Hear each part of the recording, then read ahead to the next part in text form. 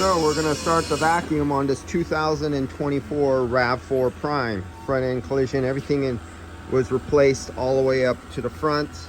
They said they did not change the accumulator. This does have a old-fashioned accumulator in here. And anytime you come up to a heat pump system, you see all those lines there that look like octopus, that's all air conditioning. So anytime you come to these heat pump, always ask if somebody did collision work, did you replace the accumulator, and did they get the factory oil that comes with the accumulator, so you know how much to put in there, because it comes with oil. This had the factory condenser, it comes with oil, so I don't have to worry about that. And this is a technician, he knew, he came over to me and he handed this to me. So I always go over to work looking for problems, because I don't want to leave, or I don't want the system not to work when I go to start it up. If I could see, I look down at the grounds. I wonder if they scraped the grounds, they painted over everything, and I'm wondering if they scraped away metal before they put in that eyelet right there. Doesn't look like it. Not my problem, but that's what happens all the time. And it works for a while until it gets corrosion, about a year, 2 years, might be 5 years later. And then you start having intermittent electrical problems, or erroneous codes that keep popping up and then going away. Those kind of things, that's what happens.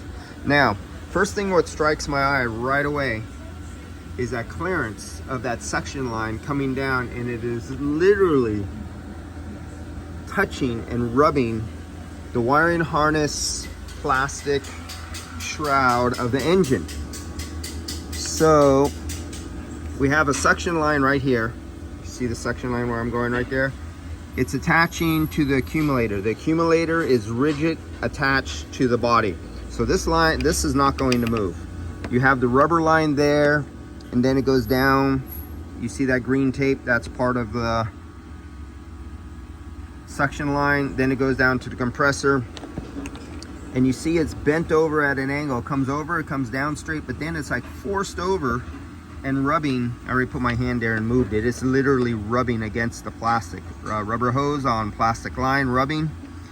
And it goes down. Now if you look at the crimp and below the crimp on that aluminum line, you see a small speck of pink coolant on it.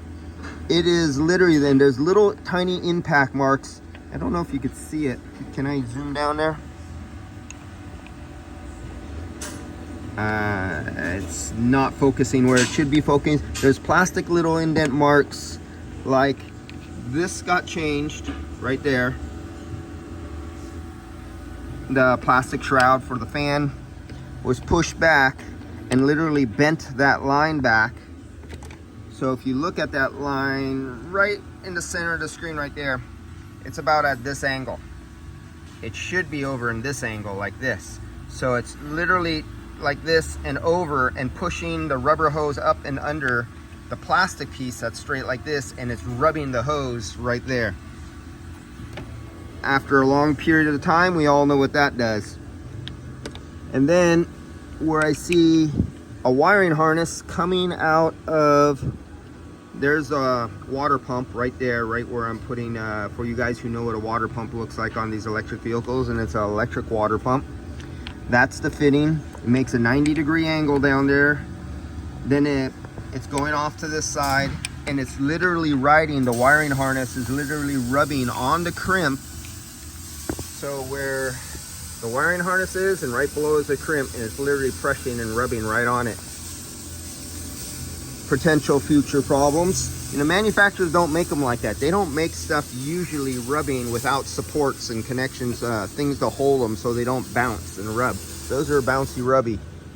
So let's look at some other stuff here. See this little device here? I'm not going to name these things off or even say what, but I'm just going to say they can make a difference. And let's see if I can do this. See this big honking thing right here? I'm just going to say it's a thing, and it's in the suction line. It has a purpose. Let me come over here. All these refrigerant lines. See all these refrigerant lines? This is all refrigerant, refrigerant line, refrigerant line, refrigerant line, refrigerant line. You see this? Can I get it to you? See this big block of aluminum right here? It has a line in it on one side and it has a line in it at this side, and it has a line in it right here, and it has another line going in it all into this block. It has 3 lines going into it right there, and then it has a line coming out of the back side. That block, it has a purpose. Come over here. There's another block attached to the accumulator. I have a block right here. That block, the solenoid, it has a purpose. See all this, there's a lot of, I'm gonna say, unnecessary hardware. There's another one, another block down there. We got a whole lot of juicy goodness going on here of their heat pump system. Remember that I think it was an Ion 5 or 8 or something like that. I shown you how easy and simple that heat pump, or even simpler almost, was the Fisker Ocean, and how they used just a 3-way reversing valve and got rid of all this bullshit line that they got by using a 3-way valve. Well, we'll see how long that stands up in the future. That stuff, that's not linear. This is, if you take a collision right here and you got to change all this stuff, you're totaling out the vehicle. Okay, so I'm gonna open up my fittings to the system. I was just checking my vacuum. Okay, I'm down to 50 microns right now. Now let's open it up. Get down there. Do our thing of goodness. Oops, did that not go on? Yeah, it went on. Yeah, it went on. These are huge systems, and I mean huge. Look at how big a volume of just that accumulator is, and tons of lines going back and forth and all over the place. I mean, this thing is almost like a house system. There's so much line here. Basically, it's almost like a 5-ton system. Okay, we're already down to 5,000 microns and falling. All right, catch you guys back. This is a 2024. Takes 1,500 pounds. I mean, 1,500. I wish. 1,500 grams of YF refrigerant, ND11 oil, and that's almost 3.5 pounds of refrigerant, or 3.3 pounds of refrigerant. So we got 600 and almost $700 in refrigerant, just refrigerant alone, no labor. All right, catch you guys later.